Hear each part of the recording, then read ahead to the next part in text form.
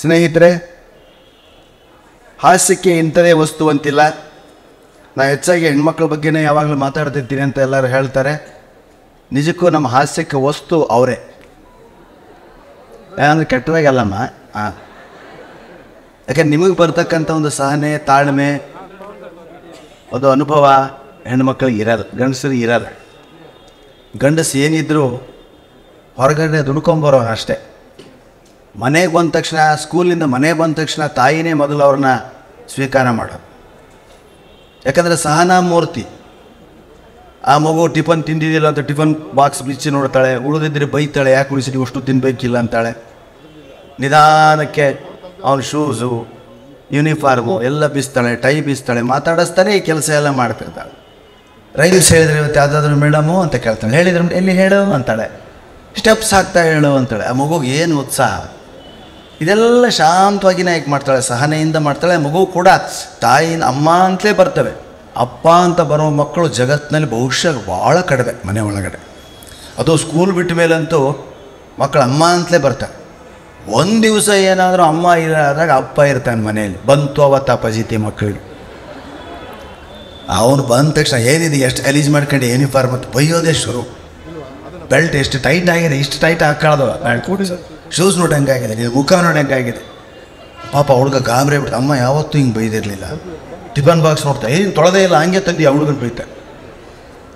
ತಾಯಿ ರೈಮ್ಸ್ ಹೇಳು ಅಂತ ಕೇಳ್ತಾಳಲ್ಲ, ಇವನು ಅಭ್ಯಾಸ ಆಗಿ ಅಪ್ಪ ರೈಮ್ಸ್ ಹೇಳ ಅಂತಾನೆ. ಬೊಗಳೋ ಅಂತ ಹೇಳು ಅಂತ ಎನ್ಕರೇಜ್ ಮಾಡಿದರೆ ಏನಾದರೂ ಹೇಳುತ್ತದೆ ಮಗಳು. ಬೊಗಳು ಅಂದ್ರೆ ಏನು ಹೇಳ್ಬೇಕು, ಗಾಬರಿ ಆಗಿಬಿಡ್ತಾಳೆ ಮಗಳು. ಅಮ್ಮ ಆಗಿದ್ರೆ ಫ್ರೆಶ್ ಆಗು, ಸ್ನಾನ ಮಾಡು, ಸ್ವಲ್ಪ ಹೊತ್ತು ಟಿ ವಿ ನೋಡು, ಆಮೇಲೆ ಹೋಮ್ವರ್ಕ್ ಮಾಡು ಅಂತೆಲ್ಲ ಹೇಳ್ತಾಳೆ. ಅದು ಇವನಾಗಲ್ಲ.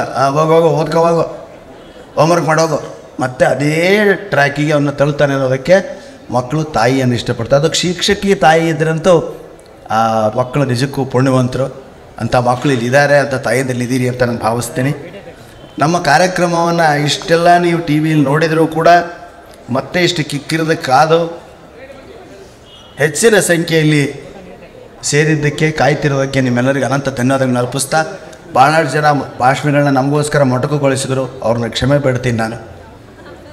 ಈ ನೋಡ್ರಿ, ಈ ಎಲ್ಲ ಕೊರಳಲ್ಲಿತ್ತು ಇದು. ಇದಕ್ಕೇನು ಸ್ಕಾರ್ಫ ಏನಂತೀರಿ ಸರ್? ಟವಲ್. ಈಗ ನಿಧಾನಕ್ಕೆ ತಲೆಗೆ ಹೋಗ್ತದೆ, ಚಳಿ ಜಾಸ್ತಿ ಆದಂಗೆಲ್ಲ. ಅಲ್ಲೊಬ್ರು ಆಗಲೇ ಸುತ್ತಕೊಂಡು ಎಕ್ಸಾಂಪಲ್ ಸ್ಟಾರ್ಟ್ ಮಾಡಿಬಿಟ್ರು. ಯಾಕೆಂದರೆ ಚಳಿ ಹೋಗೋದು ಕಿವಿ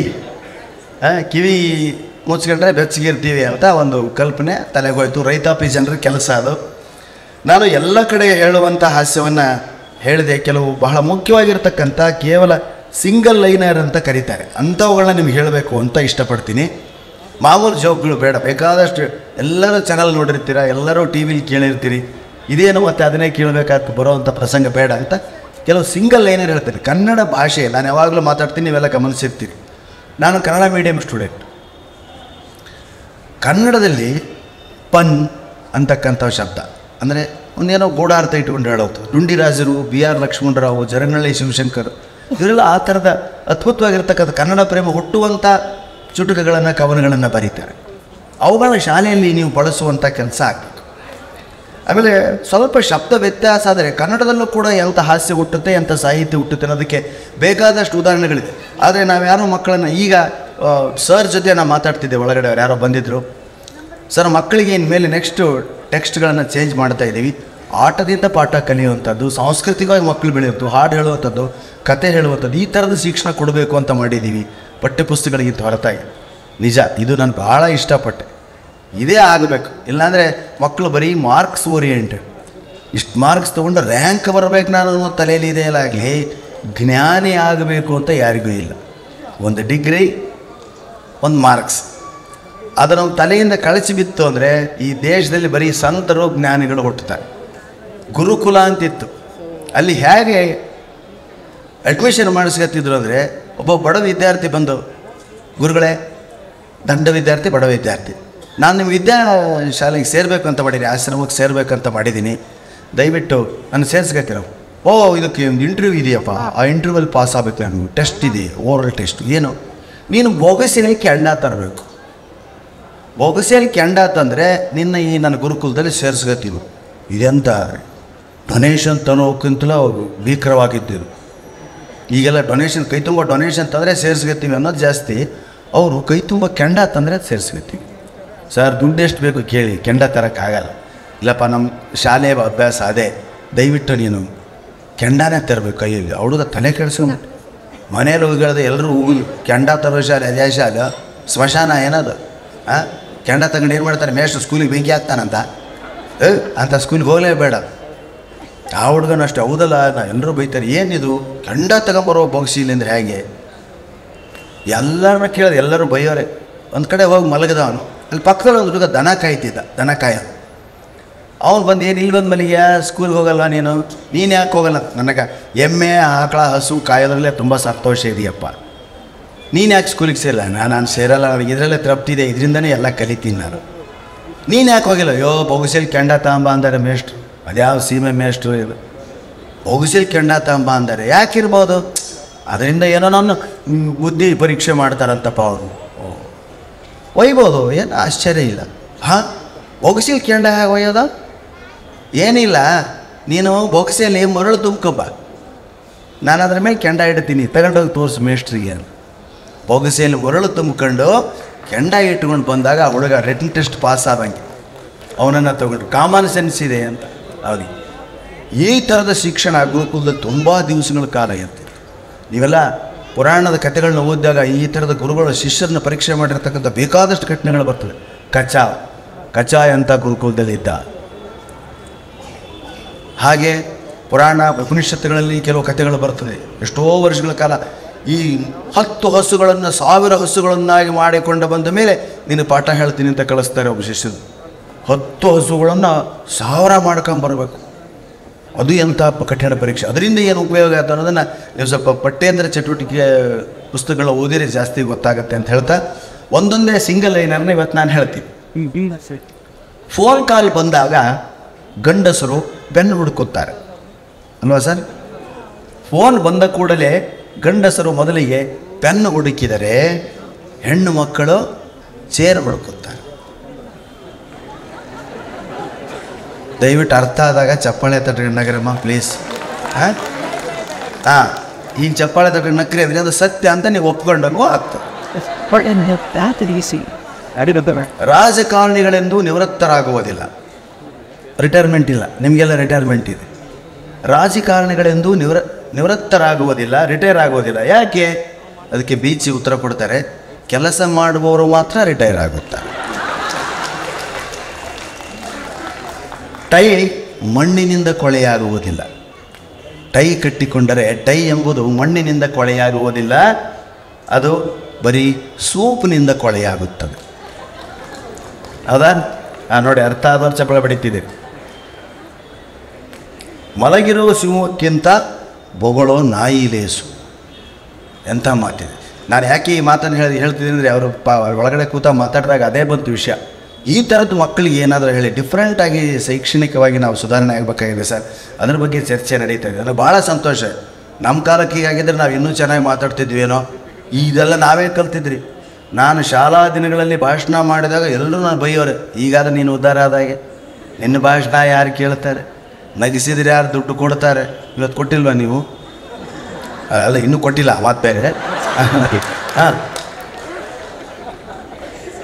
ಮಾತುಗಾರಿಕೆಯೂ ಒಂದು ವಿದ್ಯೆ ಅನ್ನೋದು ಭಾಳ ಜನರಿಗೆ ಗೊತ್ತಿಲ್ಲ. ಓದೋದ್ರೆ ಡಿಗ್ರಿ ತಗೊಳ್ಳೋದೆ, SLC ಸ್ಕೋರ್ ಮಾಡೋದೆ, ಅದಕ್ಕೆ ತಕ್ಕಂತೆ ಸೀಟು ಹುಡ್ಕೋದೆ, ಆ ಕಾಲೇಜ್ ಸೇರಲ್ಲ ಈ ಕಾಲೇಜ್ ಸೇರಲ್ಲ.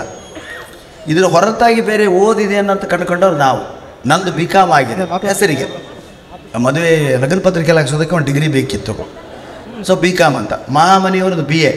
ಅವ್ರದ್ದು ಮದುವೆಯಾಗಿ ಒಂದು ಮಗು ಆಗೋವರೆಗೂ BA ಬ್ರಾಕೆಟಲ್ಲಿ ಇತ್ತು. ಆಮೇಲೆ ಬ್ರಾಕೆಟ್ ತೆಗೆದ್ರು, ಬಹುಶಃ ತಕ್ಕೊಂಡ್ರು ಅಂತ ಅನ್ನಿಸ್ತದೆ. ನರಸಿಂಹ ಜೋಶಿ ಮಾತ್ರ ಇವತ್ತಿನವರೆಗೂ ಸಸ್ಪೆನ್ಸ್. ಅವರು ಏನು ಓದಿದ್ದಾರೆ ಅನ್ನೋದು ಕೂಡ ಎಲ್ರಿಗೂ ಆಶ್ಚರ್ಯಕರವಾಗಿರ್ತಕ್ಕಂಥ ಮತ್ತು ನಿಗೂಢವಾಗಿರ್ತಕ್ಕಂಥದ್ದು. SLC ಅಂತ ಕೆಲವು ಕಡೆ ಹೇಳಿದ್ದಾರೆ, PUC ಅಂತ ಕೆಲವು ಕಡೆ ಹೇಳಿದ್ದಾರೆ. ಆದರೂ ನಾವು 3 ಜನ ಇವತ್ತು ಕರ್ನಾಟಕದ 7 ಕೋಟಿ ಜನರನ್ನು ತಲುಪಿರೋದು ನಿಜಕ್ಕೂ ನಿಮ್ಮಂಥವರ ಅನುಗ್ರಹ, ಆಶೀರ್ವಾದಗಳಿವೆ. ಹಾಗೆ ಜೀವನದಲ್ಲಿ ಸ್ನೇಹಿತರನ್ನು ಎಂದೂ ಮರೆಯಬೇಡಿ. ಬರೀ ಗಂಡಸರಿಗೆ ಮಾತ್ರ ಅಲ್ಲಮ್ಮ, ನಿಮಗೂ ಕೂಡ. ಜೀವನದಲ್ಲಿ ಸ್ನೇಹಿತರನ್ನು ಎಂದೂ ಮರೆಯಬೇಡಿ. ಅವರಿಗೆ ಸಾಲ ಕೊಟ್ಟಿದ್ದರಂತೂ ಮರೆಯಲೇಬೇಡಿ.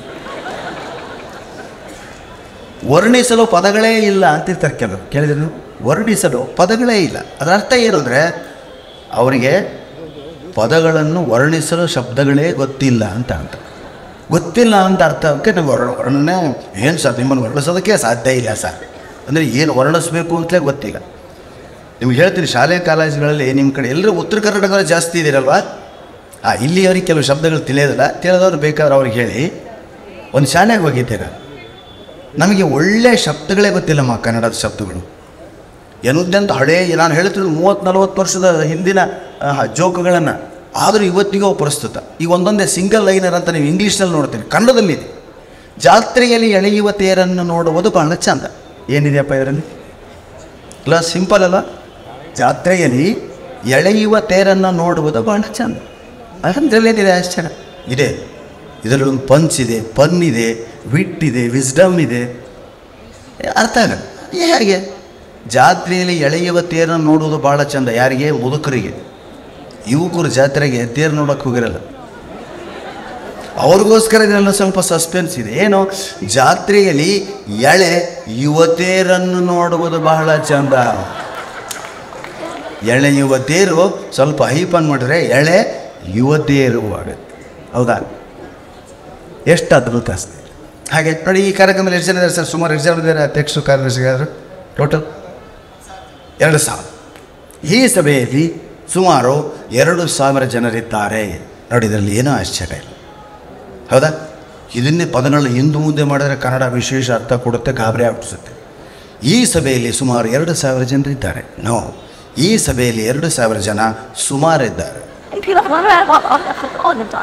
ಶಬ್ದಾನ ಸ್ಥಾನ ಪಲ್ಲಟ ಮಾಡೋದ್ರಿಂದ ಎಂಥ ಅನಾಹುತ ಆಯಿತು, ಅರ್ಥವೇ ಚೇಂಜ್ ಆಗೋಯ್ತು. ಹೌದಾ? ಈ ಥರದ್ದನ್ನು ಮಕ್ಕಳಿಗೆ ನಾವು ಹೇಳಬೇಕು. ಹಾಗೆ ಮತ್ತೆ ಅವತ್ತು ಚುಟುಕುಗಳು ಆಯಿತು. ಹಾಗೆ ಚುಟುಕ ಹೇಳ್ತಿದ್ದಾರೆ ಅವರು. ಈ ಡುಂಡಿರಾಜರು ಮತ್ತು ಚಿರಗಾಳಿ ಶಿವಸಂಗ್ ದಯವಿಟ್ಟು ಶಿಕ್ಷಕಿಯರು ಸ್ವಲ್ಪ ಈ ಥರದ್ದನ್ನು ಓದ್ಕೊಳ್ಳಿ. ಎಲ್ಲೋ ನಿಮ್ಮ ವಿದ್ಯಾರ್ಥಿಗಳಲ್ಲಿ ನನ್ನಂಥವ್ರು, ಮಹಾಮನಿ ಅಂತಾರೆ, ಜೋಶಿ ಅಂತಾರೆ ಕೆಲವರು ಇರ್ತಾರೆ. ಹಾಗಿದ್ದಾಗ ನಿಮಗೆ ಅವ್ರನ್ನ ಕ್ಲಾಸಿಗೆ ಬರೋವಾಗ ಮಾಡ್ಬೋದು. ನಾವು ಕ್ಲಾಸ್ ಬಿಟ್ಟು ಹೊರಗಡೆ ಬರ್ತೀವಿ. ಕನ್ನಡ ಮೇಷ್ಟ್ರು ಭಾಳ ತುಂಬ ಏನಿದೆಯೋ ಅದು ನನಗೆ ಅದ ಯೋದ್ದ ಸರ್, ಸ್ವಲ್ಪ ರಸವತ್ತಾಗಿ ಹೇಳಿ ಸರ್. ಇದರಲ್ಲೇ ರಸ ಇಲ್ಲ, ನಾನೇನು ಹೇಳಿ, ನನಗೆ ಕೊಡ್ದಿರೋ ಸಂಬಳಕ್ಕೆ ಇದು ಬೇರೆ ಕೇಳ ಅಂದೋರಿದ್ದಾರೆ.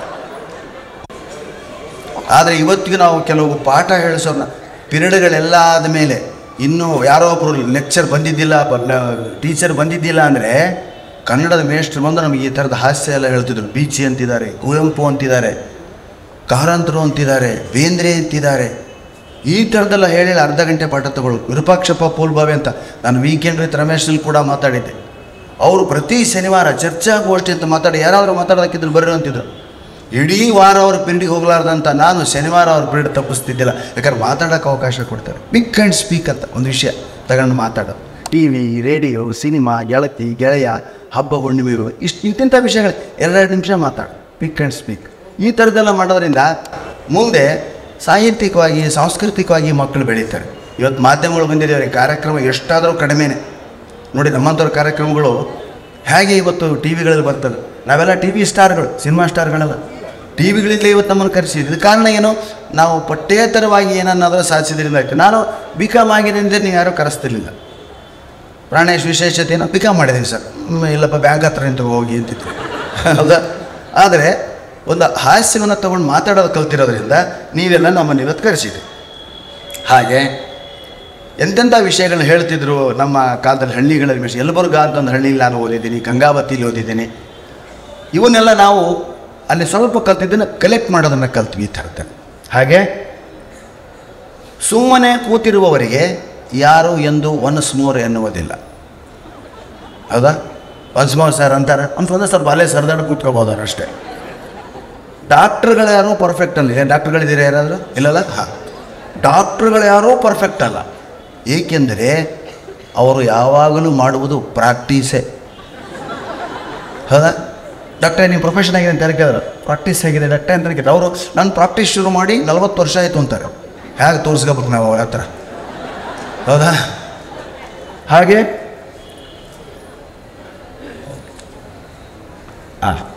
ಕತ್ತೆ ನಮ್ಮ ಬೀಚಿ ಹೊರ್ತಿದ್ರು.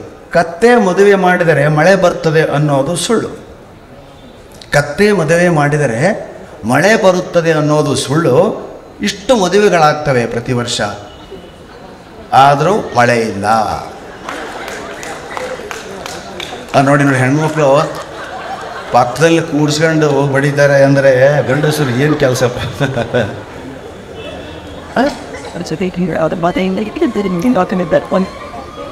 ನಾನು ಒಂದು ಶಾಲೆಗೆ ಹೋದಾಗ ಪರಿಚಯ ಭಾಷಣ, ಬಯೋಡಾಟ, ಇದು ನಮ್ಮ ಕಡೆ ಭಾಷೆ ಜಾಸ್ತಿ ತಿಳಿತದೆ, ನಿಮ್ಗೆ ಅರ್ಥ ಮಾಡ್ಕೊಳ್ಳಿ. ಏನು, ಒಂದು ಪ್ರಿಂಟೆಡ್ ಫಾರಮ್ ಕೊಡೋದನ್ನು ನಾನು ಆಮೇಲೆ ಕಲಿತೆ. ಅಲ್ಲಿ ಏನು ಮಾಡ್ತಿದ್ರು ಅಂದರೆ ಪರಿಚಯ ಭಾಷಣ ಯಾವುದೋ ಆ ಶಾಲೆಯ ಕವಿನ ಕಳಿಸ್ತಿದ್ರು ಒಳಗಡೆ. ಅವ್ನು ಸ್ವಲ್ಪ ಜಾಕೆಟ್ ಹಾಕೊಂಡು, ಸರ್ ಅದು ಕವಿ ಪ್ರಾಣೇಶ್ವರ ಪರಿಚಯ ನೀವು ಮಾಡಬೇಕು. ಆಯ್ತು, ಪರಿಚಯ ಮಾಡಿ. ಅವನೊಂದು ಪೇಪರ್ ತೊಗೊಂಡು ನಾನು ಕೂಡಿಸಿರೋ ರೂಮಿಗೆ ಬಂದು ಬರ್ಕೋತೆ. ಸರ್ ನಿಮ್ಮ ಹೆಸರು? ಸರ್ ಗಂಗಾವತಿ ಪ್ರಾಣೇಶ್. ಸರ್ ವಿದ್ಯಾಭ್ಯಾಸ? Sir BCom. ಸರ್ ಜನನ? ಸರ್ 8/9/61. ಸರ್ ಮರಣ? ಸರ್ ಪಟ್ಟಿ ಹೋಗಿ ಎದುರುಗಡೆ ಕೂತಿದ್ದೀನಿ, ಇದೇನು ಮರಣ? ಇಲ್ಲ ಮರಣ ಇಲ್ಲಲ್ಲಪ್ಪ, ಅದು ಇರಬಾರ್ದಲ್ಲ. ಸರ್ ಇದೆ ಸರ್, ಪ್ರಿಂಟ್ ಇದೆ. ತೆಗೆದು ನೋಡ್ತೀನಿ, ಜನನ ಮರಣ ಅಂತಿದೆ ಅದರಲ್ಲಿ. ಇದೇನು ಅಂದೆ. ಸರ್ ನಮ್ಮಲ್ಲಿ ಇಂದಿರಾ ಗಾಂಧಿ, ರಾಜೀವ್ ಗಾಂಧಿ, ನೆಹರು, ಮಹಾತ್ಮ ಗಾಂಧಿ ಇವನ್ನೆಲ್ಲ ಪುಣ್ಯತಿಥಿಗಳು ಮಾಡ್ತೀವಿ ಸರ್, ಅದಕ್ಕೆ ಜನನ ಮರಣ ಬೇಕಾಗತ್ತಲ್ಲ ಸರ್. ಓ, ಇದನ್ನು ಬದುಕಿರೋರಿಗೆ ಆಮಲಿಸ್ಬಿಟ್ಟಾರ್ರಿ ಶಾಲೆ. ಹೌದಾ, ಸರಿ ಆಯಿತು. ಮರಣ ಏನು ಬರಲಿ ಸರ್ ಅಂದ. ಇನ್ನೂ ಆಗಿಲ್ಲ ಅಂತ ಬರೀ, ಮರಣ ಇನ್ನೂ ಆಗಿಲ್ಲ ಅಂತ ಬರ. ಕೆಳಗಡೆ ಎಷ್ಟೆಷ್ಟು ಎಲ್ಲ ಅಡ್ಡಾಡಿರಿ, ಏನು ಎಲ್ಲ ಕಾರ್ಯಕ್ರಮ ಸರ್, ಇದುವರೆಗೆ ಎಷ್ಟು ಕಾರ್ಯಕ್ರಮ ಆಯಿತು, ಎಲ್ಲ ಕಾರ್ಯಕ್ರಮ. ಸರ್ ನಿಮ್ಮ ಹವ್ಯಾಸ ಏನು ಸರ್ ಅಂತ.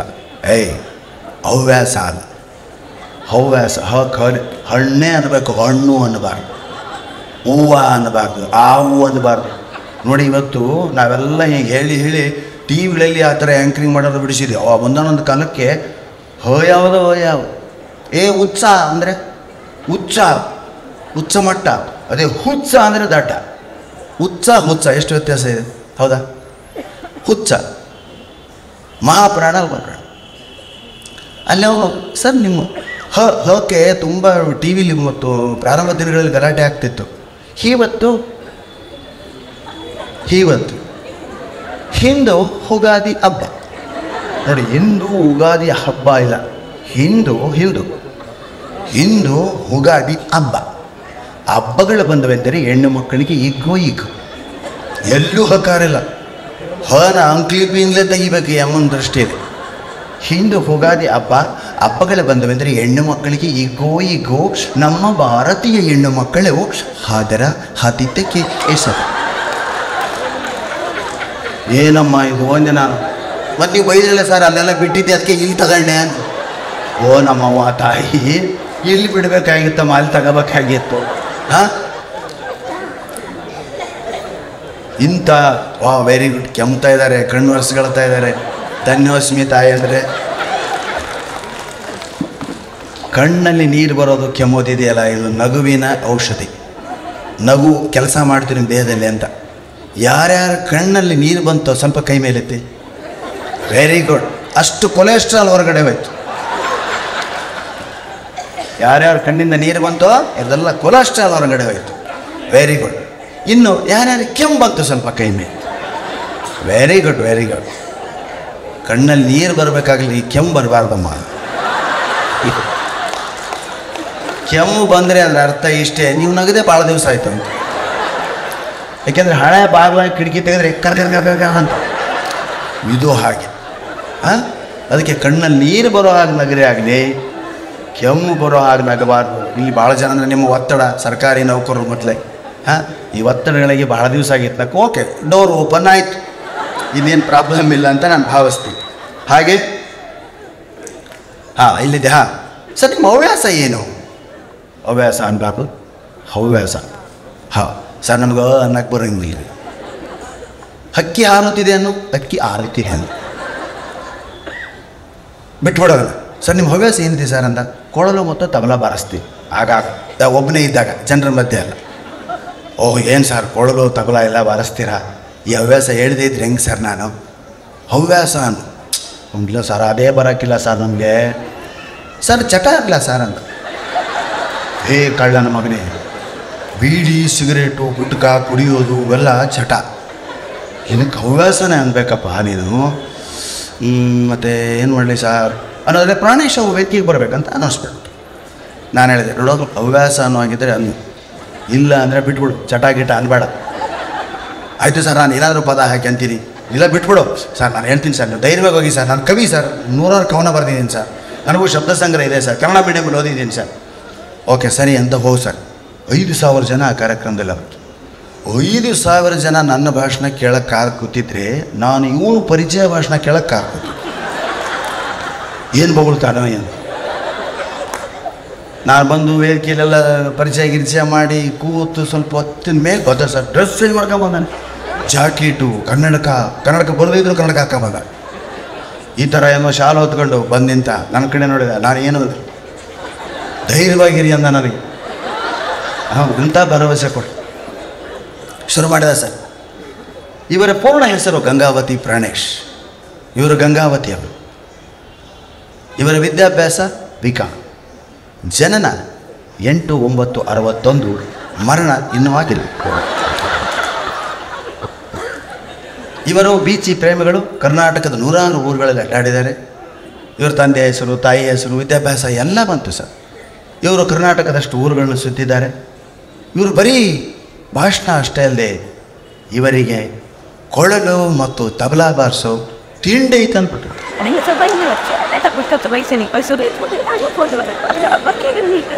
ನಮ್ಮ ಕಡೆ ಕೆಟ್ಟ ಶಬ್ದ ಇಲ್ಲಿ ಬೆಂಗಳೂರಲ್ಲಿ ತಿಂಡಿ ಗೊತ್ತಾಗಲ್ಲ. ನೀವು ತಿಂಡಿ ಅಂದರೆ ಹೋ ತಿಂಡಿನ ಸರ್, ಟಿಫಿನ ಸರ್, ಬ್ರೇಕ್ಫಾಸ್ಟಾ ಸರ್. ತಿಂಡಿ ಅಂದರೆ ನಮ್ಮ ಕಡೆ ನಾವೇ ಸ್ವಲ್ಪ ಪಕ್ಕಕ್ಕೆ ಸರಿ ಇಲ್ಲಿ ತಿಂಡಿ ಇರುತ್ತೆ, ಓ ತಿಂಡಿ ಇಟ್ಟಿದ್ದಾರೆ ನೋಡೇ ಇಲ್ಲ ಅಂದ್ರೆ ಈ ಕಡೆ ನಾವು ಪ್ರಾರಂಭದಲ್ಲಿ ಬಂದಾಗ ಈ ಥರ ತಿಕ್ಲಿ ಕೂತ್ಕೊಂಡ್ಬಿಡ್ತಿದ್ವಿ. ಅವರು ಸ್ವಲ್ಪ ಇಲ್ಲ ನಾವೇ ಸ್ವಲ್ಪ ಸರಿ ಯಾಕೆ ತಿಂಡಿ ಆಗತ್ತೆ ನಮ್ಗೆ ಇಲ್ಲೇ ತಿಂಡಿ ತಂದಿಟ್ರು ನಿಮಗೆ. ಈಗೆಲ್ಲ ಕೇಳಿದ ಉದಾಹರಣೆಗಳಿದೆ. ಇವೆಲ್ಲ ಟ್ರಾನ್ಸ್ಫರ್ ಆದರೆ ದಯವಿಟ್ಟು ಯಾರೂ ನಾವು ನಾನು ಹೋಗಲ್ಲ ಸರ್ ಅಂತ ವಿಧಾನಸೌಧಕ್ಕೆ ಕೆಡ್ತಾ ಹಾಕ್ಬಿಡ್ರಿ, ಅಲ್ಲಿಗೆ ಹೋಗ್ರಿ ಅಂತೀನಿ ನಾವು. ಏನು ಅನುಭವ ರೀ. ಒಂದೊಂದು ಹಳ್ಳೀಲಿ ನಮ್ಮ ತಂದೆ ಅದು ಎಷ್ಟು ಊರುಗಳನ್ನ ಚೇಂಜ್ ಮಾಡಿದ್ರೆ ಎಲ್ಲವೂ ಕುಕನೂರು, ಬಾನಾಪುರ, ಯಲಬುರ್ಗ, ಆಚಾರ್ ನರಸಾಪುರ, ಮರಳಿ, ಕಲ್ಗುಡಿ, ತಿಳುವಳಿಕೆ ಬರೋವರೆಗೂ ಅಲ್ಲಿ ಎಲ್ಲ ಓದ್ವಿ ನಾವು. ಎಲ್ಲ ಜಾತಿಯವ್ರ ಜೊತೆ ಬೆರ್ತೀವಿ. ಹೀಗಾಗಿ ನಮಗೆ ಡಿಫ್ರೆನ್ಸ್ ಬರಲೇ ಇಲ್ಲ. ನಾವು ಶ್ರೇಷ್ಠರು, ನಾವು ಓದ್ಕೊಂಡು ಆ ಜನರ ಜೊತೆ ಓದುವಾಗ ಓದೋದು, ಮರಕೋತಿ ಆಡೋರ ಜೊತೆ ಮರಕೋತಿ. ಸಿದ್ಲಿಂಗ ಅಂತ ನನ್ನ ಗೆಳೆಯ, ಅವನು ಎಂಥ ಜಾಣ, ಶಾಲೆಯೇ ದೊಡ್ಡ ಬಡ್ಡಿ ಮಗ. ಮ್ಯಾಥಮೆಟಿಕ್ಸಿಗೆ ಮಾತ್ರ ಬಂದು ಕೂಡ್ತಿದ್ದ, ಲೆಕ್ಕಲ್ಲಿ ಭಾರಿ ಹುಷಾರವು. ಯಾರ್ದೋ ಅಂಗಡಿ ಲೆಕ್ಕ ಬರೀತಿದ್ದವನು ಆ ಕಾಲಕ್ಕೆ 7-8ನೇ ಕ್ಲಾಸಿಗೆ. 10 ರೂಪಾಯಿ ಒಂದು ಕುರಿ ಆದರೆ 1000 ಕುರಿ ಎಷ್ಟು ಲೆಕ್ಕ ಮಾಡಿದ್ರೆ ಪಟ್ಪಟ ಅಂತೆಲ್ಲ ಮಾಡಿದ್ರೆ ಸಿದ್ಲಿಂಗ ಮಾಡ್ತಿರಲಿಲ್ಲ, ತಪ್ಪು ಮಾಡಲ್ಲ. ಯಾಕೆ 250 ರೂಪಾಯಿ KG ಮಟನ್ ಐತೆ, 10 ರೂಪಾಯಿ ಒಂದು ಕುರಿಯ ನೀವು ರಪ್ಪ ಕೊಡ್ತಾನೆ ಅಂತ ಕೇಳ್ತದೆ. ಮಾಸ್ಟ್ರಿಗೆ ಪ್ರಪಂಚದ ಕಲ್ಪನೆಯೇ ಇಲ್ಲ. ಆತ್ಮಹತ್ಯೆ ಮಾಡ್ಕೊಳ್ಳೋರನ್ನ ತಡೀತಿದ್ದ ಅವನು. ಅವನು ಎಲ್ಲ ವಿಷಯದಲ್ಲಿ ಫೇಲ್ ಆದರೂ ಕೂಡ ಆತ್ಮಹತ್ಯೆ ಮಾಡ್ಕೊತಿಲ್ಲ, ಆರಾಮಾಗಿ ಕೊಂಡು ಬಲಗ್ತದೆ. ಇದು ಪರೀಕ್ಷೆನೇ ಅಲ್ಲ ಅಂತಿದ್ದವು. ಮುಂದದವಲ್ಲೇ ನಮ್ಮ ಪರೀಕ್ಷೆ, ಇದಕ್ಕೆ ಸಾಯಬಾರ್ದು ಅಂಥೇಳಿ ರ್ಯಾಂಕ್ ಸ್ಟೂಡೆಂಟ್ ಒಂದೇ ವಿಷಯದಲ್ಲಿ ಫೇಲ್ ಆಗಿದ್ದ, ಅವನು ವಾಪಸ್ ಮನೆಗೆ ಕರ್ಕೊಂಡು ಹೋಗ್ಬಿಟ್ಟಿದ್ರೆ ಅವ ಹಾರ್ಕೊಳ್ಳೋಕೆ ಹೋಗಿದ್ದ. ಅಂದರೆ ಮಕ್ಕಳಿಗೆ ಸಾಹಿತ್ಯ ಆತ್ಮವಿಶ್ವಾಸವನ್ನು, ಬದುಕುವ ಸ್ಥೈರ್ಯವನ್ನು ತುಂಬುತ್ತದೆ ತಾಯಿ. ಅದರ ಜ್ಞಾಪಕ ಇಟ್ಟುಕೊಳ್ಳಿ, ಅದನ್ನು ತುಂಬಬೇಕು. ಅದನ್ನು ಸಾಹಿತ್ಯ ಕಾವ್ಯಗಳು ಮಾಡ್ತೇವೆ. ನೀವು ಚರ್ಚೆ ಮಾಡೋ ವಿಷಯಗಳಲ್ಲಿ ಮಕ್ಕಳಿಗೆ ಸಾಹಿತ್ಯ ಕಾವ್ಯನ ಶಾಲೆಯಲ್ಲಿ ಹೇಳುವಂಥ ದಿನಗಳು ಬರಲಿ ಅಂತ ನಾನು ಕನಸು ಕಾಣ್ತೀವಿ. ಖಂಡಿತ ಬರಬೇಕು. ನಮ್ಮ ಕಾಲಕ್ಕಿದ್ದಿಲ್ಲ, ಕೊನೆಯ ಅರ್ಧ ಗಂಟೆ ಮಾತ್ರ ಹೇಳ್ತಿದ್ರು ಮೇಷ್ಟ್ರು. ದಯವಿಟ್ಟು ಮಕ್ಕಳಲ್ಲಿ ಭಾಷಣ ಕಲೆಯನ್ನು ಉದ್ದೀಪಿಸಿ, ಕವನ ಬರೆಯೋದನ್ನು ಉದ್ದೀಪಿಸಿ. ಹಾಗಾದಾಗ ಮಾತ್ರ ಮಕ್ಕಳಲ್ಲಿ ಸರ್ವಾಂಗೀಣ, ಏನೋ ಆಲ್ರೌಂಡ್ ನಮ್ಮ ಶಾಲೆಯಲ್ಲಿ ಸರ್ವಾಂಗೀಣವನ್ನು ಕಲಿಸಲಾಗುತ್ತದೆ. Horse riding, swimming, boxing. ಅವ್ನು ತಗೊಂಡು ಏನು ಮಾಡ್ತಾರೆ, ಬಾಕ್ಸಿಂಗ್ ಕಲಿಸ್ತಾರೆ ಮೇಷ್ಟ್ರ ಜೊತೆ ಆಡಲಿ ಅಂತಾನ. ಹೌದಾ? Swimming okay. ಈಜು ಕಲಿಯೋದು ತುಂಬ ಮುಖ್ಯ. ಈ ಊರಲ್ಲಿ ಎಷ್ಟು ಜನ ಇದ್ದಾರೆ, ನಮ್ಮ ಕಡೆ ಅಂತೂ ಕೆರೆ ಹಳ್ಳ ಬಾವಿಗಳಲ್ಲಿ ಗೊತ್ತೋಗಿದೆ. ನಾವೆಲ್ಲ ಯಾವುದೋ ಬಾವಿಲಿ ನಮಗೆ ಯಾರೋ ಕೋಚ್ ಇರಲಿಲ್ಲ, ತೊಳಿ ಬಿಡ್ತಿದ್ರು ಬಾವಿ ಕಟ್ಟೆ ಕೂತ್ರೆ. ನಾವೇ ಬದುಕೋ ಆಸೆಯಿಂದ ಕಲ್ತೀವಿ. ನಮ್ಮ ಜುಟ್ಟೋ ಜನಿವಾರೋ ಚಡ್ಡಿನೋ ಯಾವನು ಹಿಡ್ಕೊಂಡು ಕೈಕಾಲು ಬಡಿಯೋದು. ಈ ಊರಾದ ಕೋಚ್ ನಿಮ್ಮ ಮಗುಗೆ ಸ್ವಿಮ್ಮಿಂಗ್ ಕಲಿಸಿರ್ತಾಯಿಕ. ಸ್ವಿಮ್ಮಿಂಗಾ ನಮ್ಮ ಮಗುಗೆ ಹೋಗಿ ಕಲಿಸ್ಬೇಕು ಸರ್. ಎಲ್ಲಿದೆ ಮಲೇಶ್ ಅಂದರೆ ನೋಡಿ ಮೇಡಮ್ ಕಲಿಸ್ಬಿಡಿ ಅಂತೆಲ್ಲ ಹೇಳಿ ಬೆಳಗ್ಗೆ ಹಾಕಿ ಇಂಟರ್ನೆಟ್ ತೆಗೆದು ಮಲೇಶ್ ವೆರಿ ಸ್ವಿಮ್ಮಿಂಗ್ ಫೂಲ್ ಅಂತ ಗೂಗಲ್ ಕೇಳಿ ಟ್ರೈನ್ ಅಂತ ತೋರಿಸ್ತೀವಿ. ಇದು ನಮ್ಮ ಮನೆಗೆ ಹತ್ರ ಇದೆ, ಹೋಗೋಣ ಮಗನ ಕರ್ಕೊಂಡು. ಪ್ರಾಣೇಶ್ ಅವ್ರು ಹೇಳಿದಾಗ ನಮ್ಮ ಮಗುಗೆ ಸ್ವಿಮ್ಮಿಂಗ್ ಕಲಿಸ್ಬೇಕು. ಅವ್ರು ಹೇಳಿದ್ರಲ್ಲ ಇದು ಕಲಿಬೇಕು ಅಂತ ಆತಂದ. ಎಲ್ಲಿದೆ ಸ್ವಿಮ್ಮಿಂಗ್ ಪೂಲು ತೋರಿಸ್ದೆ. ಇಲ್ಲಿ ಸ್ವಿಮ್ಮಿಂಗ್ ಪೂಲ್ ಹೆಂಗಿರ್ತವೆ ಅಂದ್ರೆ ನಮ್ಮ ಕಡೆ ದನಗಳ ನೀರು ಕೂಡ ಡೋಣಿ ಇದ್ದಂಗೆ ಇರ್ತವೆ. ನಮ್ದವ್ರು ಹೊಳೆ ತುಂಗಭದ್ರ ಆನೆಗುಂದಿ ಬಂದು ಬಿದ್ದುಬಿಡ್ತೀವಿ ನಾವು ನೀರಾಗಿ. ಹೌದಾ? ಆ ಕಡೆ ಕೃಷ್ಣ, ಈ ಕಡೆ ತುಂಗಭದ್ರ, ಹೊಳೆಯಾಗ ಕಲಿಯೋದು. ಇಲ್ಲೆಲ್ಲ ಸ್ವಿಮ್ಮಿಂಗ್ ಪೂಲ್ ಇಷ್ಟೇ ಇರ್ತವೆ. ಆಯಮ್ಮ ವಿದೌಟ್ ಸ್ವಿಮ್ಮಿಂಗ್ ಪೂಲ್. ನೀರು ಯಾಕೆ ಬ್ಲೂಯಿಶ್ ಇದೆ? ಕೆಳಗಡೆ ಕಲರ್ನಿಂದ ಹಾಕಿ ಕಾಣ್ತದೆ ಮೇಡಮ್. ನೆಲದ ಗುಣವೇ ನೀರಿಗೆ ಬರುತ್ತದೆ, ನೆಲದ ಬಣ್ಣವೇ ನೀರಿಗೆ ಬಣ್ಣ ಇಲ್ಲ, ನೆಲದ ಬಣ್ಣವೇ ನೀರಿಗೆ ಬರ್ತದೆ. ಇಲ್ಲಿ ಒಂದು ತತ್ವ ಇದೆ, ನೆಲದ ಬಣ್ಣವೇ ನೀರಿಗೆ. ಹೆತ್ತವರ ಸ್ವಭಾವಗಳೇ ಮಕ್ಕಳಿಗೆ ಅಂತ ಹಿಂಗೇನೋ ಸೇರಿಸ್ತಾರೆ. ಕೈ ಆಡಿಸಿ ನೋಡಿ, ನೀರು ಕೋಲ್ಡ್ ಇದೆ, ವಾಟರು ವಾಟರ್ ಇರ್ತದೆ ಸುಮ್ಮನೆ. ಓ ಹಾಟ್ ವಾಟರ್ನಲ್ಲಿ ಕಲಿಸಲ್ವಾ ನೀವು? ಓ ಇಲ್ಲ ಮೇಡಮ್, ಹಾಟ್ ವಾಟರ್ನಲ್ಲಿ ಕಲಿಸಲ್ಲ, ಕಷ್ಟ ಆಗುತ್ತೆ. ಓ ನಮ್ಮ ಮಗುನ ಡೈರೆಕ್ಟ್ ನೀರಿಗೆ ಬಿಡ್ತೀರಾ? ಹೌದು ಮೇಡಮ್, ಡೈರೆಕ್ಟ್ ನೀರಿಗೆ ಬಿಟ್ಟು ಕೈ ಕಾಲು ಬಿಡೋದು ಕಲಿಸ್ತೀವಿ. ಓ ಡೈರೆಕ್ಟ್ ನೀರಿಗೆ ಬಿಡೋದಕ್ಕಿಂತ ಮುಂಚೆ ಅವ್ರಿಗೆ ಕೋಲ್ಡ್ ವಾಟರ್ ಆಗೋಲ್ಲ, ಸೋಫಾ ಮೇಲೆ ಬೆಡ್ ಮೇಲೆ ಕಲಿಸಿ ಆವಿ ಬಿಟ್ಟರೆ ಹಾಗೆ ಬಿಡ್ತೀವಿ ಮೇಡಮ್, ಅವ್ರ ಮೇಲೆ ಬರೋದು ಕಷ್ಟ ಅಂತ. ತೀರಾ ಇಷ್ಟು ಕಾಳಜಿನೂ ಅಲ್ರಿ ಮಕ್ಕಳು.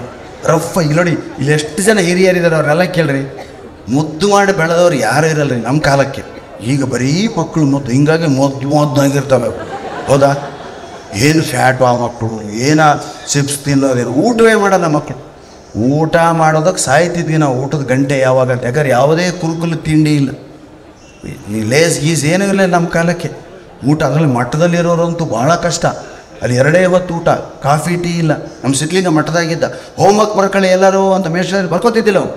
ಹೋಮ್ವರ್ಕ್ ಬರ್ಕೊಳ್ಳಿ ಸರ್. ಯಾಕೆ ನಾ ಮಠದಾಗದೀನಿ ಸರ್. ಮಠ ವರ್ಕ್ ಅಂತ ಏನಾದರೂ ಇದ್ರೆ ಹೇಳ್ರಿ ನನಗೆ. ಹೋಮ್ವರ್ಕ್ ಇಲ್ಲ, ನಾ ಹೋಮ್ನಾಗಿಲ್ಲ, ಮಠದಾಗದೀನಿ ನಾವು. ಹೌದಾ?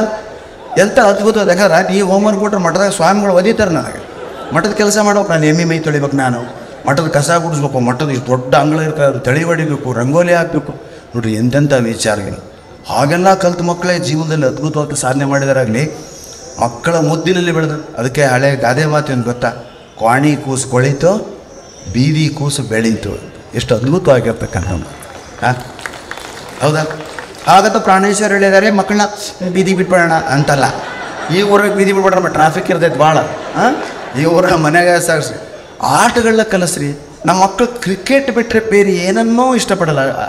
ನೋಡ್ತಾರೆ ಈಗಂತೂ ಈ ಕಾರ್ ಡ್ರೈವಿಂಗು, ಕ್ರಿಕೆಟ್ ಎಲ್ಲ ಮೊಬೈಲಲ್ಲೇ ಅಂತ ಅಲ್ಲೇ ಹಿಂಗೆ ಎಲ್ಲ ಅಲ್ಲೇ ಕಲಿತವೆ. ಯಾವಾಗ ಕಲಿಯೋದು? ಯಾಕಂದರೆ ಬುಗುರಿ ಆಡ್ಸಕ್ಕೆ ಬರಲ್ಲ ಈಗಿನ ಮಕ್ಕಳಿಗೆ. ನಾನು ಯಾರೋ ಮೇಡಮ್ ಕೇಳಿದ್ಮ, ಮೇಡಮ್ ಬುಗುರಿ ಆಡ್ಸಕ್ಕೆ ಬರ್ತಾನೆ ನಿಮ್ಮ ಮಗುಗೆ? ಬುಗುರಿನೇ ಸರ್ ಹಾಗಂದ್ರೆ ಅಂದವ್ರು ಅವ್ರ. ಈಗ ಒಂದು ಬುಗುರಿ ಕಟ್ಟಿಗಿದ್ದವು ಆಣೆ ಹೊಡೆದಿರ್ತಾರೆ, ಹಿಂಗೆ ಹುರಿ ಸುತ್ತಿ ಹಿಂಗೆ ಆಲಿಸ್ತಾರೆ, ಕೈಯಲ್ಲಿ ತಗೋತಾರೆ. ಇಲ್ಲ ಸರ್ ಗೊತ್ತಾಗ್ತಿಲ್ಲ. ಈ ಬಾಳು ಬಣ್ಣದ ಬುಗುರಿ ಆ ಶಿವನೇ ಅಯ್ಯೋ ವಿಷ್ಣು ಥರ ಹಾಡು ಸರ್, ಭಾಳ ಚೆನ್ನಾಗಿ ಹಾಡೋಲ್ಲ ಮಾತಾಯಿ. ಅದರಾಗ ಬಾಗ್ರಿ ಆಡಿಸ್ತಾರ. ಅಯ್ಯೋ ಗೊತ್ತಾಗ್ತಾ ಇಲ್ಲ ಸರ್. ರವಿಚಂದ್ರನ್ ಪಿಕ್ಚರ್ ನೋಡಿದ್ಯಮ್ಮ? ನೋಡಿದ್ದೀನಿ ಸರ್. ಅದರಲ್ಲಿ ಅವ್ರು ಹೀರೋಯಿನ್ ಹೊಟ್ಟೆ ಮೇಲೆ ಬೆಪ್ಪಿಲೆ ಎಲ್ಲ ಆಡಿಸ್ತಾರ. ಅದ ಸಾರ್ ಬಗುಲಿ ಗತ್ತಲೆ ಸಾರ್ ಗತ್ತಲೆ ಯಾರು ಗತ್ತಲೆ. ಏನು ಉದಾಹರಣೆ ಕೊಟ್ಟು ಹೇಳಬೇಕು ಜನರಿಗೆ?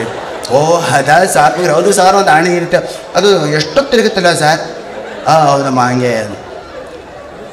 ಇಲ್ಲಿ ಬುಗುರಿ ಆಡ್ಸೋಕ್ಕೆ ಸಾಧ್ಯ ಏನ್ರಿ? 15-20 ಫ್ಲೋರ್ನಾಗ ಇರ್ತಾರೆ, ಅಂಗಳನೇ ಇಲ್ಲ. ಹಿಂಗೆ ತಿರುಗಿಸಿದ್ರೆ ಕೆಳಗಿರೋ ಯಾವೊಂದು ನೆತ್ತಿಗೆ ನಟುಗಳಿರ್ತವೆ, ಮುಂದೆ ಅದು ಕೋರ್ಟಿಗೆ ಹೋಗ್ತದೆ. ಬುಗುರಿ ಆಡಿಸೋದಕ್ಕೆ ಕೋರ್ಟು. ಹೌದಾ? ಕಬಡ್ಡಿ ಅಂತೂ ಇಡೀ ದೇಹದಕ್ಕೆ ವ್ಯಾಯಾಮ ಸಿಗುವಂಥ ಒಂದು ಸ್ವಿಮ್ಮಿಂಗು, ಒಂದು ಕಬಡ್ಡಿ, 2 ಆಟಗಳು ಶ್ರೇಷ್ಠ ಅಂತ ನಾನು ಭಾವಿಸ್ತೀನಿ. ಇವೆರಡನ್ನು ಮಾಡೋ ಮಕ್ಕಳು, ಯುವಕರು, ಮುದುಕರು ಯಾರಾದರೂ ಇದ್ದರೆ ಅವರಿಗೆ ಡಾಕ್ಟ್ರ್ ಹತ್ರ ಕೆಲಸವೇ ಇಲ್ಲ. ನಾವು ಡಾಕ್ಟ್ರ್ ಬಗ್ಗೆ ತುಂಬ ಜೋಕ್ ಮಾಡ್ತಿರ್ತೀವಿ. ಹೌದಾ? ಡಾಕ್ಟ್ರ್ ಪ್ರಿಸ್ಕ್ರಿಪ್ಷನ್ ಯಾರಿಗೂ ಓದೋಕ್ಕೆ ಬರಲ್ಲ ಗೊತ್ತಾ? ನೀವೆಲ್ಲ ವಿದ್ಯಾರ್ಥಿ ನಿಮ್ಮನ್ನು ಕೇಳ್ತೀನಿ, ನನಗೂ ಇವತ್ತು ಗೊತ್ತಾಗಿಲ್ಲ. ಪ್ಲಸ್ ಅಂತ ಇರುತ್ತಪ್ಪ ಡಾಕ್ಟ್ರು, ಏನೂ ಗೊತ್ತಿಲ್ಲ. ಯಾರಿಗಾದ್ರೂ ಗೊತ್ತಾ ಯಾಕೆ ಹಿಂಗೆ ಪ್ಲಸ್ ಹಾಕ್ತಾರೆ? ಅದು ರೆಡ್ ಹಾಕಿರ್ತಾರೆ. ಹೌದಾ? ಪ್ಲಸ್ ಯಾಕೆ? ನಾನು ಕೇಳಿದೆ ಏನೇನು ಸರ್, ಬಟ್ ಅವ್ರ ಹತ್ರ ತೋರಿಸಿಟ್ರೆ ಅವ್ರಿಗೆ ಪ್ಲಸ್ ಆಗ್ತದೆ, ಎಲ್ಲ ನಮಗೆ ಮೈನಸ್ ಆಗ್ತದೆ, ಅವ್ರಿಗೆ ಪ್ಲಸ್ ಆಗ್ತದೆ. ಅದಕ್ಕೇನಾದ್ರು ಹಾಕಿದಾರೋ ಅಂತ. ಆದರೆ ಒಂದು ಹಳ್ಳಿ ಹುಡುಗ ಎಷ್ಟು ಚೆನ್ನಾಗಿ ಹೇಳ್ದ, ಅವನಿಗೂ ಏನೂ ಗೊತ್ತಿಲ್ಲ. ಅವನು ಈ ಥರದ ಯಾರಾದರೂ ಹೇಳಿ, ಏನಾದರೂ ಹೇಳಿ ಹುಟ್ಟಿಸ್ಕೊಂಡು ಹೇಳಿ ಅಂದೆ ನಾನು.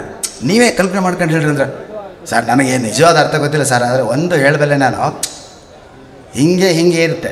ಮೋಸ್ಟ್ಲಿ ಮಲಗಿದೊಂದು ಪೇಷಂಟು ನಿಂತಿರೋ ಒಂದು ಡಾಕ್ಟ್ರು ಸರ್, ಅಷ್ಟೇ. ಎಷ್ಟು ಸಿಂಪಲ್ ಆಗಿರೋದು. ಈ ಥರ ಮಕ್ಕಳಿಗೆ ಯೋಚನೆ ಮಾಡೋದನ್ನು ಕಲಿಸ್ಬೇಕು. ಅದು ಕ್ರಿಯೇಟಿವ್ ಥಿಂಕಿಂಗ್. ಅದು ಪ್ಲಸ್ ಅಂದರೆ ಗೂಗಲ್ ಪ್ಲೀಸ್ ಎಲ್ಲ ಗೂಗಲ್ಲೇ. ಅದಕ್ಕಿರೋಷ್ಟು ಬುದ್ಧಿನೂ ನಮ್ಗೆ ಇಲ್ಲವಲ್ಲರೇ ತರಿಸ್ತಿತ್ತು ಒಂದು ಸಾರಿ. ಹೌದಾ? ಕಬಡ್ಡಿ ಸರ್ವಶ್ರೇಷ್ಠ ಆಟ. ನಮ್ಮ ಮಠದ ಸ್ವಾಮಿಗಳು ಹೇಳ್ತೀನಿ, ಕಬಡ್ಡಿಲಿ ಯೋಗ ಇದೆ, ಧ್ಯಾನ ಇದೆ, ಕಾನ್ಸಂಟ್ರೇಷನ್ ಇದೆ. ನೋಡಿ, ಉಸಿರ ಬಿಗಿ ಹಿಡಿ ಅಂತ ನಾವು ಯೋಗ ಗುರುಜಿ ಬಂದಿದ್ದಾರೆ, ಜಗ್ಗಿ ವಾಸುದೇವ್ ಬಂದಿದ್ದಾರೆ, ರವಿಶಂಕರ್ ಬಂದಿದ್ದಾರೆ, ಅಲ್ಲೊಬ್ಬ ಕಲಿತು ಅಲ್ಲ ಕಣ್ಮುಚ್ಚಳಿ. ನಾವು ಯೋಗ ಮಾಡೋದು ಯಾವಾಗ? ಪ್ಯಾಲೇಸ್ ಗ್ರೌಂಡ್ನಲ್ಲಿ ಯಾರಾದರೂ ಹೀರೋಯಿನ್ ಬಂದಾಗ ಜೂನ್ 21 ಅವಳು ಮಾಡಿ ಪಾಪ ಬಾಂಬೈದಿಂದ ಬಂದಿರ್ತಾರೆ. ಅವರು ಸ್ವೀಂದ ಉಸಿರು ತಗೊಂಡು ಇವನು ಏನು ಮಾಡಲ್ಲ, ಹೌದಾ? ಮಾಡ್ಬೇಕು ಅವ್ರ ಥರ ಎಷ್ಟು ಸ್ಲಿಮ್ ಆಗಿದ್ದಾಳೆ ಹೀರೋಯಿನ್ನು. ನೀನು ಅವಳು ನೋಡಿ ನೀನು ದಪ್ಪ ಆಗಿದ್ದೀನಿ, ಅವಳು ಮಾಡಿ ಸ್ಲಿಮ್ ಆಗಿದ್ದಾಳೆ, ಹೌದಾ? ಉಸಿರಾಟ ಮೊದಲು 2 ಹೊರಳೆಗಳು ಕ್ಲೀನಾಗಿರಬೇಕು. ನೋಡಿ, ಈ ಥರ ಆವಾಜ ಹೊಡಕ್ಕಂತ ಅಂದರೆ ಮಾಡಬೇಕು. 2 ಕಡೆ ಓಪನ್ ಮಾಡ್ಕೊ ಮೊದಲು ಒಂದೊಂದೇ. ಇದು ನಾಡಿಗಳು ಹೇಳ್ತಾರೆ, ಅದನ್ನು ಯೋಗದ ಮಾಡಬೇಕು. ಮನೇಲಿ ಯಾವತ್ತೂ ಮಾಡಬೇಡಿ, ಗುರುಗಳಿಂದಲೇ ಮಾಡಬೇಕು. ಕೂಡು, ಮೇಲೆ ಉಸಿರು ತಗೊಳ್ಳೋ. ಇದು ಕಬಡ್ಡಿಲಿ ಕಾಮನ್ ಆಗಿರ್ತದೆ. ಫಸ್ಟ್ ಕಬಡ್ಡಿಲಿ ಉಸಿರಿಡೋದು ಕಬಡ್ಡಿ ಕಬಡ್ಡಿ ಕಬಡ್ಡಿ ಕಬಡ್ಡಿ ಕಬಡ್ಡಿ ಕಬಡ್ಡಿ ಕಬಡ್ಡಿ ಕಬಡ್ಡಿ ಕಬಡ್ಡಿ ಕಬಡ್ಡಿ ಕಬಡ್ಡಿ, ಹೌದಾ? ಕುಂಭಕ ಕೈಗಳ ಕಬಡ್ಡಿ ಕಬಡ್ಡಿ ಕಬಡ್ಡಿ ಕಬಡ್ಡಿ ಕಬಡ್ಡಿ ಕಬಡ್ಡಿ ಕಬಡ್ಡಿ ಕಬಡ್ಡಿ ಕೈಗೆ ವ್ಯಾಯಾಮ, ಹೌದಾ? ನೀವು ಹೇಗೆ ಇದಕ್ಕಿಂತ ಎಷ್ಟು ಸುಲಭವಾಗಿದೆ. ಕಾಲುಗಳಿಗೆ ಕಬಡ್ಡಿ ಕಬಡ್ಡಿ ಕಬಡ್ಡಿ ಕಬಡ್ಡಿ ಕಬಡ್ಡಿ ಕಬಡ್ಡಿ ಕಬಡ್ಡಿ.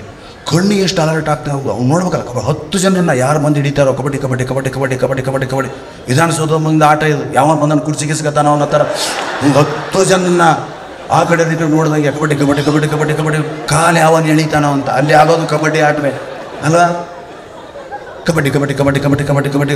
ಕಣ್ಣು ನೀವು ಐ ಸ್ಪೆಷಲಿಸ್ಟ್ ಹತ್ರ ಹೋದರೆ ಹಿಂಗೆ ನೋಡ್ತಾರೆ, ಕತ್ತು ಹೊರಳಿಸ್ದೇನೆ ಬರೀ ಗುಡ್ಡೆ ಮಾತ್ರ ಹಿಂಗೆ ನೋಡ್ಬೇಕು. ಕಬಡ್ಡಿಲಿ ಸಾಧ್ಯ. 10 ಜನ ನೋಡ್ಬೇಕು, ಅವ್ರು ಆ ಕಡೆ ಬರ್ತಾರೆ, ಅವನು ಈ ಕಡೆ ಬರ್ತಾರೆ. ಕಬಡ್ಡಿ ಕಬಡ್ಡಿ ಕಬಡ್ಡಿ ಕಬಡ್ಡಿ ಕಬಡ್ಡಿ ಕಬಡ್ಡಿ ಕಬಡ್ಡಿ. ಕಾಲು ಜಾಡಿಸ್ತಾನೆ, ಕೈ ಹಿಡಿತಾರೆ. ಇಷ್ಟೆಲ್ಲ ಆದರೂ ಅವನ್ನ ಹಿಡಿದ್ರು ಅಂದರೆ ಉಸಿರು ಬಿಡದೆ ಅಷ್ಟೂ ಜನರನ್ನ ಹೆಗಲ ಮೇಲೆ ಹೊತ್ತುಕೊಂಡು ಅವ್ನು ಮುಂದೆ ಬಂದಾಗ ಗೆರೆ ಮುಟ್ಟುತ್ತಾನೆ. ಇದೇನು ಸೂಚನೆ ಕೊಡುತ್ತೆ? ಮುಂದೆ ನೀನೇ ಮನೆ ಯಜಮಾನ ಆಗೋನು, ನಿನ್ನ ಮೇಲೆ ಇಡೀ ಕುಟುಂಬದ ಜವಾಬ್ದಾರಿ ಬಿದ್ದರೂ ಗುರಿ ಮುಟ್ಟೋದನ್ನು ನೀನು ಮರಿಬಾರ್ದು. ಎಷ್ಟು ಚೆನ್ನಾಗಿದೆ. ಕಬಡ್ಡಿ ಆಡೋ ಮಕ್ಕಳನ್ನೇ ನೋಡಿಲ್ಲ ನಾನು. ಎಲ್ಲೋ ಈ RSS ಶಾಖೆಗಳಲ್ಲಿ ಕಬಡ್ಡಿ ಆಡಿಸ್ತಾರೆ. ಇನ್ನು ಕಬಡ್ಡಿ ಟೀಮ್ಗಳು ಬಿಟ್ಟರೆ ಮಾಮೂಲ ಎಲ್ಲ ಕ್ರಿಕೆಟ್ ಬರೀ ಟಿಂಗು ಟಿಂಗ್ ಟಿಂಗ್ ಟಿಂಗ್ ಟಿಂಗ್. ಮುಂದೆ ಒಂದು ಬ್ಯಾಟ್ ಹಿಡ್ಕೊಳ್ಳೋದು, ಹಿಂದಿನಿಂದ ನೋಡಿ ಯಾವುದೋ ಸೈಕಲ್ಗೆ ಹವಾ ಹೊಡಿತಿದ್ದಾನೆ ಹೋಗಿ ಅನ್ಕೋಬೇಕು ನಾವು. ಬೇರೆ ಆಟಗಳೇ ಅದನ್ನು ಆಡಿದವರು ಕೋಟ್ಯಾಧೀಶರು ಆಗ್ತಾರೆ, ನೋಡಿದವು ಅವಾಪೇರುಗಳಾಗಿಬಿಡ್ತಾವೆ. ಹಾಂ, ಬರೀ ಅವನು ಅಷ್ಟು ಅವ್ನು ಕ್ಯಾಚ್ ಬಿಡಬಾರ್ದಾಗೈತಮ್ಮ, ನೀನು ಹೋಗ್ಬೇಕಾಗೈತೆ, ಗೊತ್ತಾಗ್ತೈತೆ ನಿನಗೆ. ಹಾಂ, ಅವ್ನು ಕ್ಯಾಚ್ ಬಿಟ್ಟಿದ್ದಕ್ಕೆ ಬೈತಾರೆ, ಅವನಿಗೆ ಔಟ್ ಕೊಟ್ಟಿದ್ದಕ್ಕೆ ಬೈತಾರೆ. ಹಾಂ, ಪಾಪ ಅಷ್ಟೆಲ್ಲ ನಾನು ನೋಡಲ್ಲ ಕ್ರಿಕೆಟ್ನಾಗ ಏನು ತಿಳಿಯಲ್ಲ ನಂಗೆ. ಸುನೀಲ್ ಗವಾಸ್ಕರ್, ಕಪಿಲ್ ದೇವ್ ಬಿಟ್ಟರೆ ಬೇರೆ ಯಾರೋ ಗೊತ್ತಿಲ್ಲ. ಇವರೆಲ್ಲ ರೆಗ್ಯುಲರ್ ನೋಡ್ತಿರ್ತಾರೆ, ಬೈತಿರ್ತೀನಿ ನಾನು ಸ್ವಲ್ಪ ಓದೋದು ಜಾಸ್ತಿ ಸ್ನೇಹಿತರೆ, ಅದಕ್ಕೆ ನಿಮ್ಮಂಥವ್ರ ಮುಂದೆ ನಿಂತಿದ್ದೀನಿ ಇವತ್ತು. ಹೀಗೆ ಜೀವನದಲ್ಲಿ ಆಟಕ್ಕೂ ಪಾಠಕ್ಕೂ ಇವನ್ನೆಲ್ಲ ಕಲಿಸೋದೇ ಶಿಕ್ಷಣ. ಅಂತ ಶಿಕ್ಷಕ ಹುದ್ದೆಯಲ್ಲಿರ್ತಕ್ಕಂಥ ನೀವೆಲ್ಲ ನಿಮ್ಮ ಮುಂದಿನ ದಿನಗಳಲ್ಲಿ ಒಳ್ಳೊಳ್ಳೆ ಆಗಲೇ ಹೇಳಿದ್ರೆ ತುಂಬ ಯೋಜನೆಗಳು ಹಾಕಿದ್ದೀವಿ ಸರ್. ಅಂದರೆ ಇದು ಸ್ವಾಯತ್ತ ಸಂಸ್ಥೆ ಆಗಬೇಕು. ಇದಕ್ಕೆ ಯಾರದೇ ಒಂದು ಒತ್ತಡ ಇರಬಾರ್ದು. ನೀವೇನು ಕಲ್ಪನೆಗಳನ್ನ ಜಾರಿಗೊಳಿಸ್ತೀರೋ, ನೀವೀಗ ಮಾಡಿದ್ರೆ ಮತ್ತು ನೆಕ್ಸ್ಟ್ ಬಂದ್ರೆ ಅವ್ನು ಕ್ಯಾನ್ಸಲ್ ಮಾಡಿದ್ರೆ ಉಪಯೋಗ ಇಲ್ಲ ಅಲ್ವಾ? ಅವನ್ನ ಜಾರಿಗೊಳ್ಳುವಂತೆ ಮಾಡಿ ಈ ಶಿಕ್ಷಣ ಇಲಾಖೆ ಒಂದು ಸ್ವತಂತ್ರ, ಅಲ್ಲೇನಿದೆ ಹುಡುಗರಿಗೆ ಏನು ಬೇಕೋ ಅದನ್ನು ಮಾತ್ರ ಕಲಿಸುವಂಥದ್ದು. ಎಲ್ಲಕ್ಕಿಂತ ಹೆಚ್ಚಾಗಿ ಮಕ್ಕಳಿಗೆ ಕನ್ನಡದ ಬಗ್ಗೆ ಪ್ರೀತಿ ಬಿಡಿಸಿ. ಮಾತೃಭಾಷೆ ಪ್ರೀತಿಯನ್ನು ಬಿಟ್ಟರೆ ಬೇರೆ ಯಾವ ಭಾಷೆ ನಾನು ನೋಡಿ ಇವತ್ತು ನಾನು ಕನ್ನಡ ಎಷ್ಟು ಮಾತಾಡ್ತೀನಿ ಅಂತ ನೀವೆಲ್ಲ ಕರೆಸ್ತೀರಿ, ಬದುಕ್ತೀನಿ. ನಾನು 30 ವರ್ಷದಿಂದ ಬದುಕ್ತಾ ಇದ್ದೀವಿ ನಾವು 3 ಜನ. ಇಂಗ್ಲೀಷ್ನಲ್ಲೇ ನಾನು ಮಾತಾಡಿದರೆ ನನ್ನ ಫಾರಿನ್ಗೆ ಯಾರು ಕರೆಸ್ತಿದ್ರಿ ಹೇಳ್ರಿ? ಫಾರಿನಿಗೆ ಹೋಗಿ 11 ದೇಶಗಳಿಗೆ ಹೋಗಿ ಬಂದೀವಿ ನಾವು. ಫಾರಿನರ್ ಕರೆಸಿಲ್ಲ, ಅಮೇರಿಕಾದವ್ರನ್ನು ಕರೆಸಿದ್ದು. ಅಮೇರಿಕಾದಲ್ಲಿ ನೆಲೆಸಿರೋ ನಮ್ಮ ಕನ್ನಡಿಗರು ನಮ್ಮನ್ನು ಕರೆಸಿದ್ರು, ಆಸ್ಟ್ರೇಲಿಯಾದಲ್ಲಿ ನೆಲೆಸಿರೋ ಕನ್ನಡಿಗರು ಕರೆಸಿದ್ರು, ಹೌದಾ? ಅದಕ್ಕೆ ಅದು ಓದೋದು ಮುಖ್ಯ ತುಂಬ. ನಿಮ್ಮಲ್ಲಿ 8 ಜನ ಸಾಹಿತ್ಯ ಕಾವ್ಯ ಓದ್ತಿರೋ ಗೊತ್ತಿಲ್ಲ? ಕಾದಂಬರಿ ಓದ್ತಿರಮ್ಮ? Very good. ಕಾದಂಬರಿ ಓದ್ತಾರೆ ಹೆಣ್ಮಕ್ಳು. ನಾನು ನಮ್ಮ ತಾಯಿ ಇದ್ಲೇ ಕಾದಂಬರಿಗಳು ಓದೋದು ಕಲಿತೆ, ಭಾಳ ಆನಂದ ಕೊಡ್ತಿದ್ದಾರೆ. ಭೈರಪ್ಪ ಅವ್ರು ಹೇಳ್ತಾರೆ, ಬರೀ ವಿಸ್ಕಿ ಬ್ರ್ಯಾಂಡಿ ಬೀರ್ ಮಾತ್ರ ಮತ್ತನ್ನು ತರಿಸೋದಿಲ್ಲ, ಪುಸ್ತಕಗಳು ಕೂಡ ಮತ್ತೇರಿಸ್ತವೆ. ಅದು ಅನುಭವಿಸಿದವರಿಗೆ ಗೊತ್ತು. ಆ ವಿಧಿ ಇದೆಯಲ್ಲ. ನಾನು ಈಗ ಕೆಲವು ಪುಸ್ತಕಗಳು ಓದ್ತಾ ಇದ್ದೀನಿ. ಗಜಾನನ ಶರ್ಮ ಅವ್ರು ಬರೆದು ಚೆನ್ನ ಭೈರಾದೇವಿಯನ್ನು ಬುಕ್ ಓದಿ ಮುಗಿಸ್ತಾ ಇದ್ದೀನಿ ನಾನು. ಡಾಕ್ಟರ್ ಗಜಾನನ ಶರ್ಮ ಚೆನ್ನ ಭೈರಾದೇವಿ ಅಂತ ಎಂಥ ಚರಿತ್ರೆ ಇದೆ ಅದು. ಈ ಉಳ್ಳಾಲದ ಅಬ್ಬಕ್ಕ ಭೈರಾದೇವಿಯನ್ನು ಸಮಕಾಲೀನರು, ಎಂಥ ಚರಿತ್ರೆ ಇದೆ ಕನ್ನಡದಲ್ಲಿ. ಎಷ್ಟು ಹೋರಾಟ ಮಾಡಿದ್ದಾರೆ ಅವರು ಕನ್ನಡ ರಾಜ್ಯವನ್ನು ಕಟ್ಟೋದಕ್ಕೆ, ಓದಬೇಕಾದ್ರೆ. ಹಾಗೆ ನಮ್ಮ ವಸುಧೇಂದ್ರ ಅವರ ತೇಜು ತುಂಗಭದ್ರ ಎಂಥ ಕಾದಂಬರಿ, ಇತ್ತೀಚಿನ ದಿನಗಳು ಬಂದಂಥ ಮಹಾನ್ ಕೃತಿಗಳವೆಲ್ಲ. ದಯವಿಟ್ಟು ಬಿಡುವಾದ ಶಿಕ್ಷಕರು ನೀವು ಓದಬೇಕು. ನೀವು ಓದಿದ್ರೆ ಇನ್ನೊಬ್ಬರಿಗೆ ಓದೋದಕ್ಕೆ ಹೇಳ್ತೀರಿ. ನಮ್ಮ ಮೇಷ್ಟ್ರು ಗುರಾಚಾರ್ಯ ಮೇಷ್ಟ್ರು ಅಂತ ಪುಸ್ತಕ ಓದಿ ತಂದು ಇದನ್ನು ಓದಿದ್ದೀನಿ ನೀವು ಓದಬೇಕು ಅಂತ ಎಸಿತಿದ್ರು. ಓದ್ಬೇಕು ಇದನ್ನು. ಸರ್ ಸ್ಕೂಲ್ ಓದುವ ನೀವು ಕೊಟ್ಟರೆ ಹೋಮ್ವರ್ಕು ಅದನ್ನು ಆದಮೇಲೆ ಇದನ್ನು ಓದಬೇಕು. ಅದಾದಮೇಲೆ ಖಾಲಿ ಇರ್ತೀಯಲ್ಲ, ಹೋಮ್ವರ್ಕ್ ಆದ ತಕ್ಷಣ ಹೊರಗಡೆ ತಿರುಗಬಾರ್ದು, ಇದನ್ನು ಓದಬೇಕು. ಹೀಗೆ ಓದುವ ಹವ್ಯಾಸ. ಇವತ್ತು ಟಿ ವಿಗಳಂತ ಬಿಡಿ ಪಾಪ, ಟಿ ವಿನ ಭಯ ಆಗಿಲ್ಲ, ಟಿ ವಿ ಯಾರೂ ನೋಡಲ್ಲ. ಆದರೆ ಮೊಬೈಲ್ ಎಷ್ಟು ಅಂಟ್ಕೊಂಡಿದ್ದಾವೆ ಮಕ್ಕಳು, ಬಿಡ್ತಿರೋ ಹುಚ್ಚಾಗ್ತಿದ್ದಾವೆ, ಬುದ್ಧಿ ಭ್ರಮಣೆ ಆಗ್ತಿದೆ. ಮಕ್ಕಳಿಗೆ ಸ್ವಂತ ಅನ್ನೋದಿಲ್ಲ, ಬರೀ ತಿಕ್ಕದ. ಹೌದಾ? ದಯವಿಟ್ಟು ಮೊಬೈಲ್ ಹಿಡಿಬೇಡಿ. ಯಾವುದೋ ಒಂದು ಟ್ರೈನಲ್ಲಿ ಹೋಗ್ತಿರ್ಬೇಕಾದ್ರೆ ಒಂದು ಮಗು, ಚಿಕ್ಕ ಮಗು ಬುಕ್ ಹಿಡ್ಕೊಂಡು ಕೂತಿತ್ತಂತೆ. ಎದುರುಗಡೆ ಕೂತಿರೋ ಸೀಟವರು, ಅಯ್ಯೋ ಏನಮ್ಮ ಇಲ್ಲಿ ಮಗುಗೆ, ಯಾರ ಮಗು ಇದು? ನನ್ನ ಮಗು ಅಂತ ತಾಯಿ ಹೇಳಿ. ಏನಮ್ಮ ಮಗು ಬುಕ್ ಓದ್ತಾ ಇದೆ? ಓ ಭಾಳ ಸಂತೋಷ ಆಯ್ತಮ್ಮ ನನಗೆ. ಇನ್ಯಾಕೆ ಕಲಿಸಿದ್ರಿ? ನಾನು ಕಲಿಸ್ಲಿಲ್ಲ, ನಾನು ಓದ್ತಾ ಕೂತೆ, ನಾನು ನೋಡಿ ಅವಳು ಓದ್ತಾ ಕೂತೆ. ನೋಡ್ತಾರೆ ತಾಯಿ ಕೈಯಲ್ಲಿ ಒಪ್ಪಿಸ್ತೀವಿ. ನೀವೆಲ್ಲ ಹೊರಗಡೆ ಹೋಗಿ ಎಲ್ಲ ನೀವು ರೂಮಲ್ಲಿಗೆ ಹೋಮ್ವರ್ಕ್ ಮಾಡಿ, ಎಲ್ಲಿ ನನ್ನ ಮೊಬೈಲಲ್ಲಿ ಅಂತ ನೀವು ಅಂದರೆ ಅವು ಏನು ನಮಗೊಂದು ಕೊಡ್ಸಮ್ಮ ಮೊಬೈಲ, ನೀವು ಬುಕ್ ಹಿಡ್ಕೊಂಡು ಕೂತ್ಕೊಳ್ಳಿ. ಅವು ಬುಕ್ ಹಿಡಿತವೆ. ಶಾಲೆ ಓದಿನ ಹೊರತಾಗಿ ಸಾಂಸ್ಕೃತಿಕವಾಗಿ, ಸಾಹಿತ್ಯಿಕವಾಗಿ, ಕಾವ್ಯಾತ್ಮಕವಾಗಿ ನಾವು ಏನನ್ನಾದರೂ ಓದಿದಾಗ ಮಾತ್ರ ನಮ್ಮ ಕನ್ನಡ ಉಳಿಯೋಕ್ಕೆ ಸಾಧ್ಯ. ಇಲ್ಲ ಅಂದರೆ ಕನ್ನಡ ಮತ್ತು ಇಂಗ್ಲೀಷ್ ಅರ್ಥ, ಕನ್ನಡ ಅರ್ಥ. I came your house but ಇವು ಮನೆಗೆ ಇದ್ದಿಲ್ಲ. ಇಂಥ ಭಾಷೆ ಹುಟ್ಟುಬರ್ತದೆ. ಅದಕ್ಕೆ ನರಿಗಳಲ್ಲಿ ಹಲವು ಬಗೆ ಸ್ವಾಮಿ, ನರಿಗಳಲ್ಲೇ ಹಲವು ಬಗೆ.